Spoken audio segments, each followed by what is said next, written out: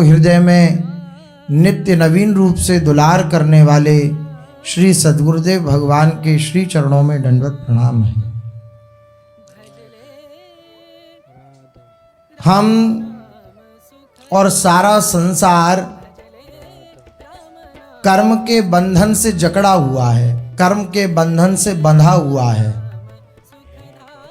इन कर्म के बंधनों को तोड़ करके, इन बंधनों से छूट करके, इन कर्म की परतंत्रता से मुक्त होकर के जो प्रभु में स्थित हो जाता है, प्रभु का हो जाता है, प्रभु के शरणागत हो जाता है, वही सच्चा स्वतंत्र है। कर्म का जो बंधन है वो इतना विलक्षण है कि महापुरुषों ने आज्ञा करी, महापुरुषों ने सिद्धांत बनाया, अवश्यमेव भोक्तव्यम कृतम कर्म शुभाशुभम। आपके द्वारा जो भी कर्म हुए हैं, शुभ या अशुभ, वो निश्चित भोगने पड़ेंगे।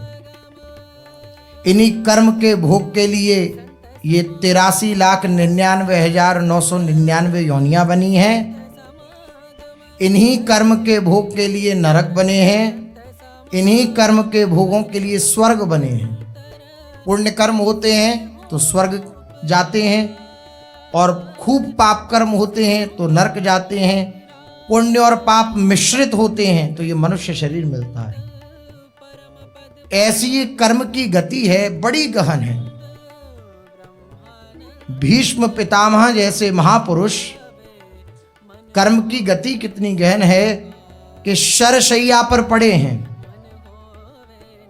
भगवान आते हैं तो उनसे प्रार्थना करते हैं कि मैं अपने 100 जन्म देख रहा हूं, लेकिन इन 100 जन्मों में मुझे कोई भी ऐसी वृत्ति नहीं देखी कि जिसके अपराध स्वरूप मुझे ये भोगना पड़े। ये क्या है? तो भगवान ने कहा 100 जन्मों तक तो कोई अपराध नहीं है, लेकिन उससे पूर्व में आपसे अपराध हुआ है। उस अपराध का परिणाम यह है कि आपको इस जन्म में, अब क्योंकि अंतिम जन्म है इसलिए आपको यह भोगना पड़ रहा है। बाणों की शैया पर विराजमान है भीष्म पितामह। प्रतिक्षण कष्ट हो रहा है। मृत्यु इसलिए नहीं हो रही क्योंकि इच्छा मृत्यु का वरदान है, इसलिए मृत्यु नहीं हो रही है। वह इस आशा को हृदय में धारण किए हुए हैं कि श्री कृष्ण आए, श्री कृष्ण सामने हों, तब मैं उनका दर्शन करते हुए इस पांच भौतिक शरीर का त्याग करूं और प्रभु के चरणों में विलीन हो जाऊं। इस कारण मृत्यु नहीं हो रही, इच्छा मृत्यु का वरदान है। अन्यथा कर्म की गति इतनी गहन है कि महापुरुषों ने कहा अवश्य में भोक्तव्य, निश्चित भोगना पड़ता है। खूब पुण्य कर्म होंगे, खूब स्वर्ग में जाएंगे, स्वर्ग के भोगों को भोगेंगे, लेकिन क्षीणे पुण्य मर्त लोकम विशंति। जैसी पुण्य क्षीण होंगे तुरंत मृत्यु लोक में भेज दिया जाएगा। अर्थात ये बंधन जो हैं, इन बंधनों से मुक्ति नहीं हुई तो किस बात का स्वातंत्र्य? हम तो परतंत्री ही हैं। त्रिगुणात्मिका माया जो है वो हमेशा हमें परतंत्रता में डाले हुए है। हम उसके परतंत्र हैं, उसके अधीन हैं, उसके अनुसार चल रहे हैं। बताइए किस चीज पर बस है अपना? महापुरुषों की वाणी है, विचार करें। अपना किसी वस्तु पर बस चलता है। एक बंधन में बंधे हुए हैं, उस बंधन से युक्त होकर जैसा जो हो रहा है वैसा हो रहा है। शरीर पर अपना बस नहीं चलता। जिस समय जो रोवाना टूटना है वो टूटना ही है। बाल सफेद होने हैं तो होने ही हैं, कोई नहीं रोक सकता। परतंत्र हैं हम, इस प्रकृति के परतंत्र हैं, मन के परतंत्र हैं। बुद्धि पर अपना बस नहीं चलता, अहंकार पर अपना बस नहीं चलता, प्राणों पर अपना बस नहीं चलता, वस्तुओं पर अपना बस नहीं चलता, रुपयों पर अपना बस नहीं चलता, कुटुंब पर अपना बस नहीं चलता, सगे संबंधियों पर अपना बस नहीं चलता, घर पर अपना बस नहीं चलता, जमीन पर अपना बस नहीं चलता, किसी पर भी अपना वश नहीं चलता। किस पर वश चलता है अपना? सब इस बात पर विचार करें। वस्तु, व्यक्ति और क्रिया इन तीनों पर किसी का वश चलता है क्या? कहीं कोई स्वतंत्र नहीं है। पूरे संसार को ये त्रिगुणात्मिका माया बांधे हुए है और जैसा चलाना चाहती है वैसा चला रही है। वस्तु को, व्यक्ति को, क्रिया को, मान को, आदर को, सत्कार को, प्रशंसा को, वाह वाह को जैसा चाहें हम क्या वैसा रख सकते हैं? 6 बातें श्री रामचरितमानस में कही गई कि ये विधाता के हाथ है। क्या क्या कौन कौन सी 6 बातें? हानि, लाभ, जीवन, मरण, यश, अपयश, विधि हाथ। इस रहस्य को जो जान जाता है वो आनंदित हो जाता है कि ये मेरे हाथ में नहीं है।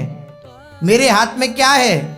मनुष्य के हाथ में क्या है? भगवान नाम। खूब नाम का रटन हो, खूब नाम का गायन हो तो ये सब बंधन कट के स्वतंत्रता प्राप्त होती है। कटे कर्म बंधन संसारी, सुख सागर पूरित अति भारी, विधि निषेध श्रृंखला छुड़ा में, श्रृंखला छुड़ा में, निज आलय बन आनि बसा में। सारे बंधन टूट गए, सारे बंधन नष्ट हो गए। एकमात्र भगवान नाम का आश्रय लेने से, भगवान का आश्रय लेने से सारे बंधन टूट गए। सच्ची स्वतंत्रता किसको प्राप्त होती है? जो हरि गुरु के परतंत्र हो जाता है। संसार के तो परतंत्र हैं ही सब, अपने मन के परतंत्र तो हैं ही, अपने मन के अधीन तो हैं ही, अपने मन के वश में तो हैं ही, अपनी बुद्धि के वश में तो हैं ही, संसार के वश में तो हैं ही। एक बार हरि गुरु के वश में हो जाएं तो परम स्वतंत्रता प्राप्त हो जाएगी। संसार में परतंत्र रहकर परतंत्रता ही प्राप्त होगी और हरि गुरु के परतंत्र रहकर स्वतंत्रता प्राप्त हो जाएगी। सच्ची स्वतंत्रता प्राप्त हो जाएगी। अभय होई जो तुम्हें डराई। जो हरि गुरु से डर के रहता है वो अभय पद को प्राप्त हो जाता है, अभय हो जाता है। फिर किसी का भय उसे नहीं रहता, किसी का कोई शासन उसके ऊपर लागू नहीं होता।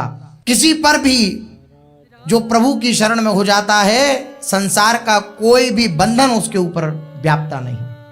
इसलिए सबसे बड़ी बात है संसार से हटकर प्रभु में लग जाना। हानि, लाभ, जीवन, मरण, यश अपयश, विधि हाथ। आपको जीवन में कितनी हानि हो रही है ये पहले से सुनिश्चित है। लाभ, आपको जीवन में कितना लाभ होना है ये पहले से सुनिश्चित है। अगर ऐसा ना हो तो लोग खूब मेहनत करते हैं लेकिन उसके परिणाम में उतना नहीं मिलता जितनी उन्होंने मेहनत करी। और कोई कोई ऐसा होता है बिल्कुल किसी प्रकार की कोई मेहनत नहीं करता, उसे मिल जाता है। क्या? पूर्व कर्म, पूर्व